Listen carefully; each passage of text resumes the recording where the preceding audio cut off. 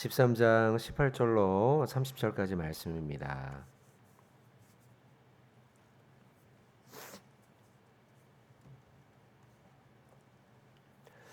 요한복음 13장 18절부터 30절까지입니다. 한 절씩 교독하고 마지막 절에 같이 합독하겠습니다.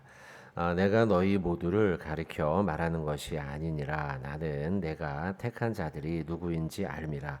그러나 내 떡을 먹는 자가 내게 발꿈치를 들었다 한 성경을 응하게 하려는 것이니라.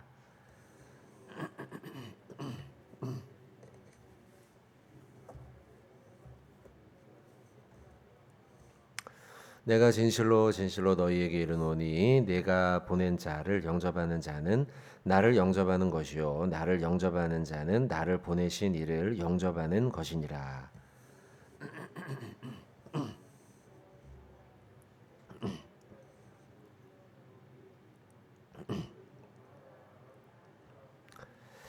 제자들이 서로 보며 누구에게 대하여 말씀하시는지 의심하더라.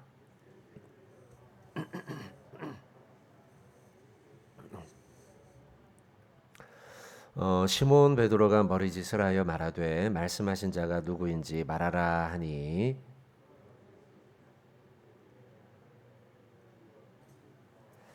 예수께서 대답하시되 내가 떡 한 조각을 적셔다 주는 자가 그니라 하시고 곧 한 조각을 적셔서 가롯 시몬의 아들 유다에게 주니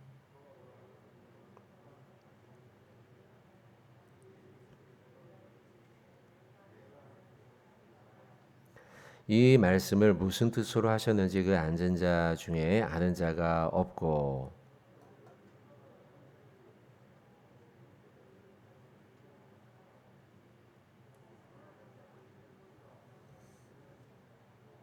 같이 합독하겠습니다. 유다가 그 조각을 받고 곧 나가니 밤이 이르라. 아멘.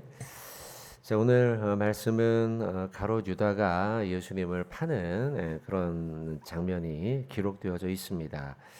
18절의 말씀 보시면 내가 너희 모두를 가리켜 말하는 것이 아니니라. 나는 내가 택한 자들이 누군지 알미라. 그러나 내 떡을 먹는 자가 내게 발꿈치를 들었다는 성경을 응하게 하려는 것이라. 자, 내 떡을 먹는 자가 내게 발꿈치를 들었다. 자, 이 말씀은 이제 성경 시편에 있는 말씀입니다. 한번 보시면 시편 41편 9절의 말씀이에요. 거의 있는 그대로를 예수님께서 응용하셨어요. 인용하셨어요. 41편 9절입니다.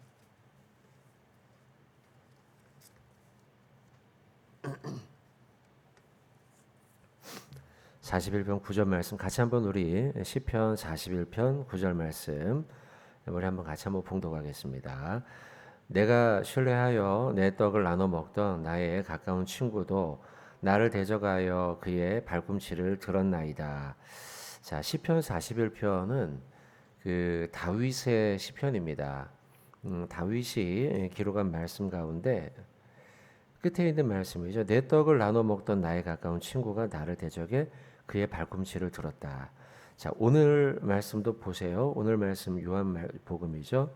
보시면 내 떡을 먹는 자가 내게 발꿈치를 들었다. 이렇게 이제 똑같은 말을 말씀을 인용하셨는데 내게 발꿈치를 들었다는 표현은 그 말이 주인을 향해서 이 뒷발꿈치를 드는 모양입니다. 그러면 다윗이 왜 이런 표현을 했을까라고 할 때 다윗에게는 그 아히도벨이라고 하는 모사가 있었죠. 모략가였죠. 지략가였죠. 그와 함께 다윗이 여러 가지 일들을 같이 도모했었습니다. 같이 도모하고 아히도벨은 지략가로서 다윗을 많이 도왔어요. 떡을 같이 먹었다라는 표현을 볼 때에 다윗과 한솥밥을 먹으면서 다윗이 했던 일들을 도왔던 인물이었습니다. 그런데 다윗의 말년에 아들 압살롬이 반역하지 않습니까? 압살롬이 반역할 때에 그때 아히도벨이 압살롬의 편으로 편입이 돼요. 그리고 사무엘 뭐 찾아보진 않겠지만 다윗이 그 아히도벨이 압살롬의 편으로 들어간 것 때문에 상당한 걱정을 합니다. 왜냐면 그의 지략이 뛰어났기 때문이죠. 한탄했겠죠, 속으로요. 그래서 아까 잠깐 봤던 41편의 시편은 믿었던 아히도벨, 그리고 나에게 상당한 도움을 줬던 그 아히도벨이 나와 같이 떡을 먹고 함께 한솥밥을 먹었던 그가 압살롬에게 건너가는 것을 보면서 참 인생이 덧없구나. 사람은 언제나 변하는구나. 이런 생각을 했죠. 그러면서 썼던 시편이 41편 아까 9절이죠. 같이 떡을 먹었던 친구가 이제는 말이 마치 주인을 향해서 말발굽을 막 뒷발질을 하듯이 그렇게 내게 발꿈치를 들었구나라고 하면서 썼던 시편이에요. 그 말씀을 가지고 오늘 본문이죠. 요한복음 13장 18절의 말씀도 내 떡을 먹는 18절이죠. 내 떡을 먹는 자가 내게 발꿈치를 들었다. 이 말씀을 예수님이 그대로 인용하셨어요.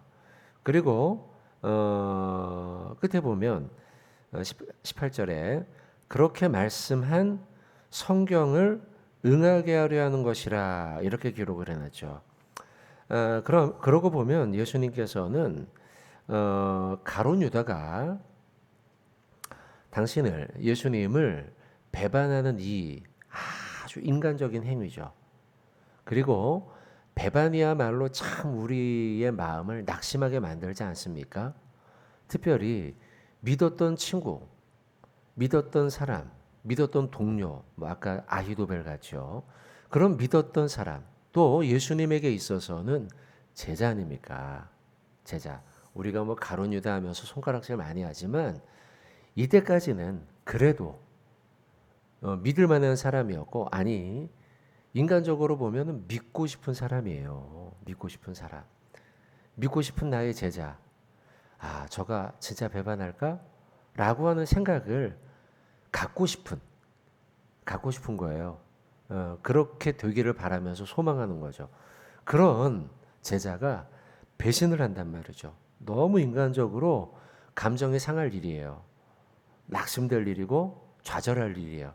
그런 제자의 배반을 바라보면서 예수님은 그 가룟 유다의 배반하는 그 인간적인 행동을 어떻게 받아들이시느냐? 18절 끝에 성경을 응하게 하는 행위로 보고 있어요. 말씀을 이루어가는 과정이라는 것이죠. 인간적으로 보면 너무 낙심되는 일인데도 불구하고 그 인간적으로 낙심되고 좌절할 만한 그 일 역시도 예수님은 어떻게 보느냐? 성경을 응하게 하는 일이구나라고 바라본다는 거예요. 자, 여러분, 역사상에서 가장 성공적인 삶을 살아간 사람이 누군가라고 한다면 두말할 것도 없이 예수님이에요. 임종할 때에도 예수님은 마지막 말씀에 다 이루었다. 스스로 그렇게 말씀하셨죠. 십자가에서요. 왜 다 이루었다입니까? 뭘 이룬 거예요? 하나님의 말씀을 이루신 것이죠. 결국 하나님의 말씀을 다 이루시면서 누구보다 많은 경배를 받으시면서 그분께서는 이 세상 누구보다 가장 성공적인 삶을 살아가신 분이에요. 왜 그분께서 성공적인 삶을 살아갔다고 말씀하느냐?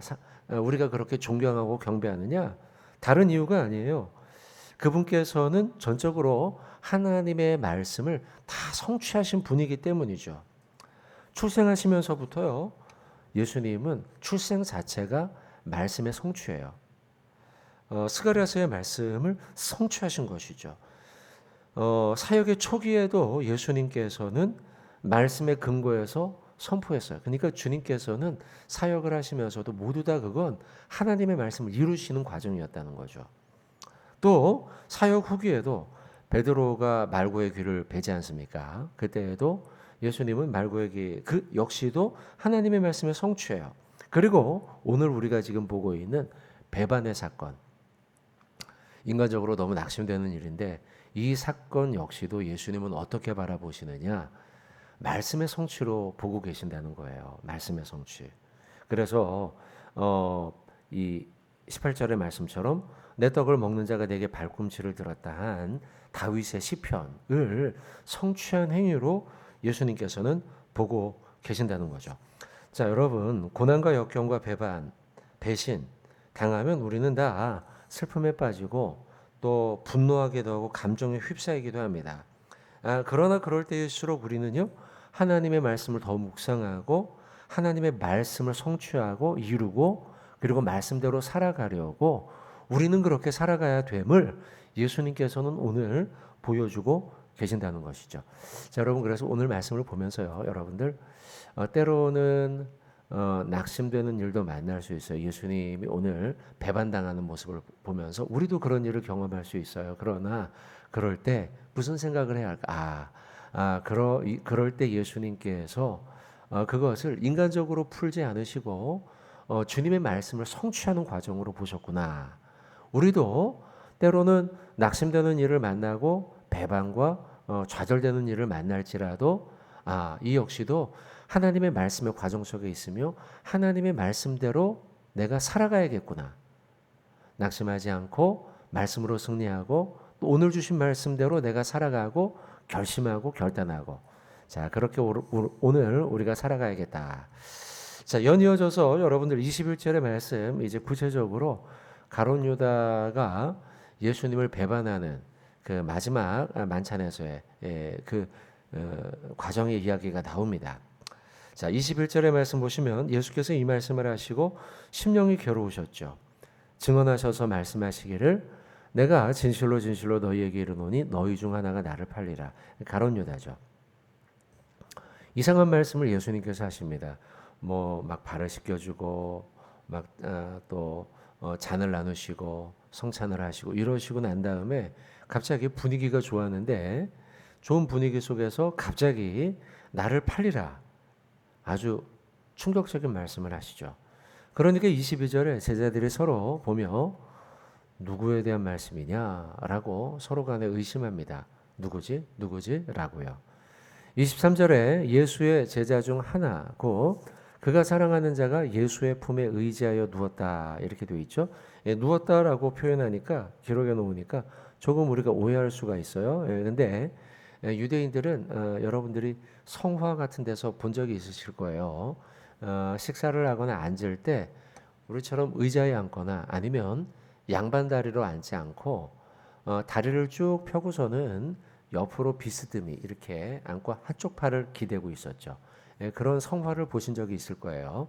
그렇게 앉아 있었기 때문에 23절의 말씀이 예수의 품에라는 건 예수님 쪽으로 이렇게 몸을 하고 팔을 이렇게 한 것이죠. 그리고서는 비스듬히 앉아 있었던 거예요. 이들이 식사 자세나 앉아 있는 자세가 다 이런 식이었습니다. 이렇게 이제 앉아서 그래서 여러분 성화 레오나르도 다빈치가 그려놨던 그 마지막 만찬 있지 않습니까? 그 그림이 약간은 정확한 그림은 아니에요. 간혹 의자에 앉아 있는 모습으로 되어 있는데 의자에 앉지 않고 이렇게 비스듬히 이렇게 앉아 있었어요. 이렇게 다리를 쭉 펴고요. 그런 자세입니다. 그 가운데 23절이었죠. 24절 시몬 베드로가 머리짓을 합니다. 그리고 23절은요 요한이에요. 그가 사랑하는 자라는 표현이 요한입니다. 지금이 우리가 보는 요한복음이죠. 요한복음을 기록한 사람이죠. 기록한 제자. 자신의 이름을 쓰지 않고 자신의 이름을 기록할 적에 이처럼 그가 사랑하는 자라는 표현을 자주 썼어요. 그러자 24절에 시몬 베드로가 머리짓을 하여 말합니다. 말씀한 자가 누군지 말하라. 예수님 옆에 요한이 앉아 있었고 저 맞은편쯤이나 뭐쯤에 베드로가 앉아 있었던 거죠. 그러니까 베드로가 요한을 향해서 머리짓을 막 한 거예요. 예수님한테 한번 물어봐. 막 이렇게 한 거죠. 누구야 누구 막 한 거죠. 그렇게 이제 머리짓을 한 것입니다.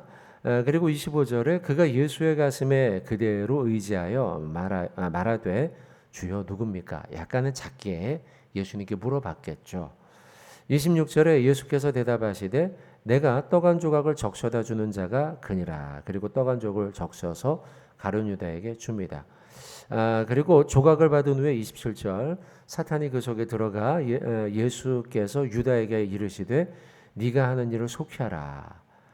그리고서는 나갑니다. 그러니까 이게 무슨 말인가 했지만 제자들은 대부분 이렇게 생각했어요. 29절에 어떤 이들은 유다가 돈깨를 맡았으므로 회계 역할을 했었죠. 명절에 우리가 쓸 물건을 사라 하시는지 혹은 가난한 자들에게 무엇을 주라 하시는 줄로 생각했다. 왜냐하면 가난한 자에게 무엇을 주라 하는 것은 이전 본문에서 그 마리아가 이제 머리에 향료를 깨뜨려서 머리에 적셨을 적에 가난한 자에게 이걸 나눠줬으면 얼마를 줬겠다 이런 이야기들을 했지 않습니까? 유다가요. 그러니 그 말에 대한 연장선상으로 예수님께서 그러면 너가 말한 대로 한번 우리 모여있는 이 돈 가운데 가난한 자에게 주어라 하셨는지 여러 가지로 스스로 그들이 생각을 했지만 결과적으로는 그가 무엇을 하러 나간 겁니까? 예수님을 팔려고 나간 것이죠. 자, 어쨌든 그 가운데 한 가지 말씀만 잠깐 보면 23절이에요. 예수의 제자 중 하나고 그가 사랑하는 자가 요한이죠. 예수님의 품에 의지했다. 근데 아까 잠깐 말씀을 나눈 것처럼 요한은 늘 자신의 이름을 기록하지 않고요. 스스로를 표현할 적에 예수님께서 사랑하시는 자라고 스스로를 그렇게 표현했어요. 13장인데요. 지금은요. 뒤에 한번 19장 한번 보시죠. 19장 26절이에요.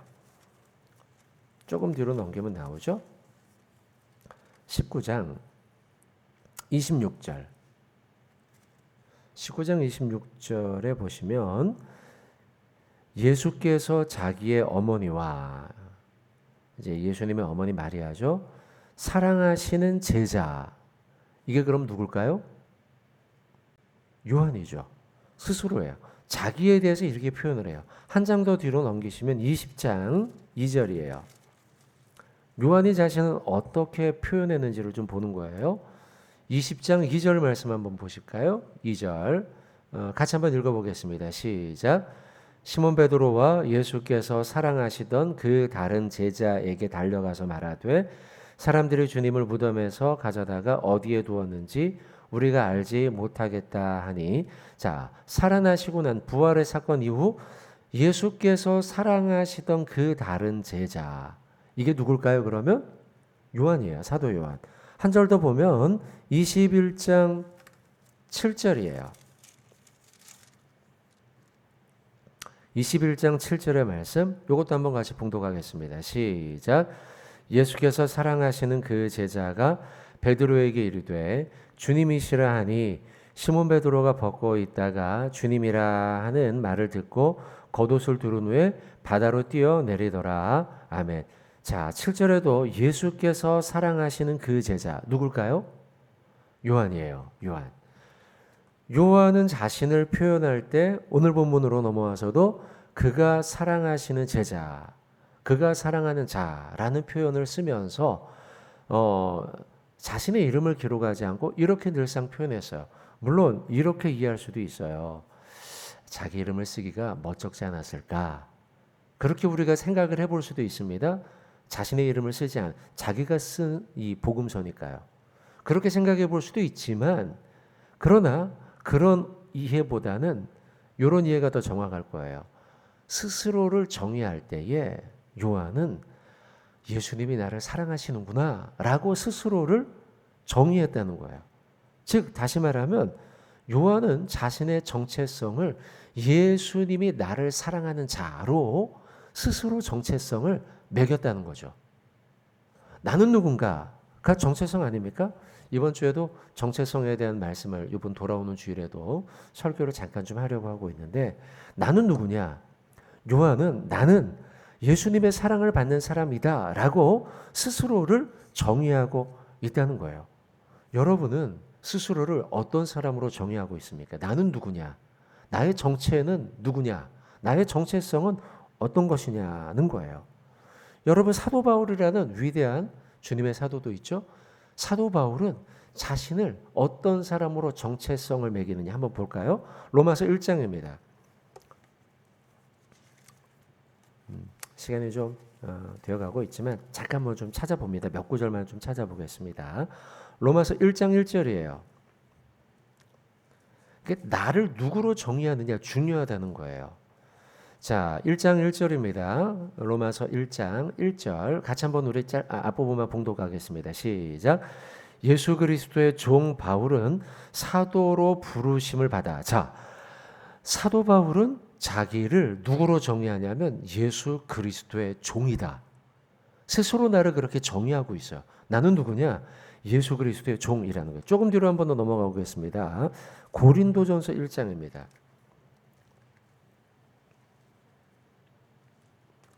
고린도전서 1장 1절 같이 한번 우리 1장 1절 같이 한번 보겠습니다. 봉독하겠습니다. 시작.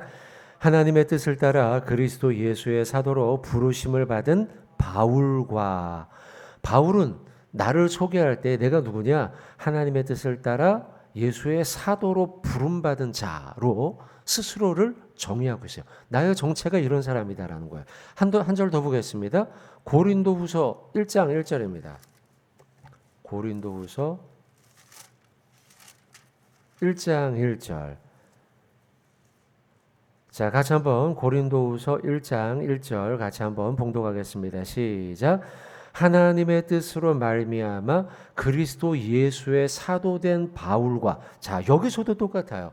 바울은 늘 내가 누구냐라고 할 때 나는 하나님의 뜻, 그리스도의 부름을 받아 그의 사도가 된 자라고 스스로를 정의하고 있어요. 나는 누구냐? 나는 주님의 부르심, 예수님의 부르심을 받은 사도이다. 자, 오늘 본문에 요한은 나를 누구로 정의하느냐? 나의 정체는 무엇이냐라고 할 때 나는 예수님의 사랑을 받은 자라는 거예요. 자, 여러분, 자, 오늘 하루 우리가 살아가야 되는데 우리가 일평생 주님의 제자로 그리스도인으로 성도로 살아가야 되는데 나는 어떤 사람이느냐? 우리가 교회 오든 직장에 가든 또 뭐 가정에서 살든 우리가 어떤 때이든 간에 나는 누구냐? 이 바울과 같이 나는 주님의 부르심을 받은 목사입니다. 장로입니다. 권사입니다. 집사입니다. 내가 누군가? 또 사도 요한처럼 나는 누구냐? 나는 예수님의 사랑을 받은 주님의 제자입니다. 이 정체성을 가지고 우리가 살아가야 될 줄로 믿습니다. 자, 여러분 오늘 나는 누군가? 세상이 우리를 흔들어 놔요. 너 아무것도 아니야. 막 우리를 흔들어 놓을 수 있어요. 우리의 믿음을 흔들어 놓을 수 있고 그때 오늘 말씀을 꼭 기억하십시오. 나는 사도 요한처럼 예수님의 사랑을 받은 예수님의 제자입니다. 사도 바울처럼 나는 주님의 부르심을 받은 부르심 받은 자입니다. 사도입니다. 목사입니다. 장로입니다. 권사입니다. 집사입니다. 이 정체성을 가지고 오늘 하루 믿음으로 승리하는 저와 여러분 되시길 주님의 이름으로 축원을 드립니다.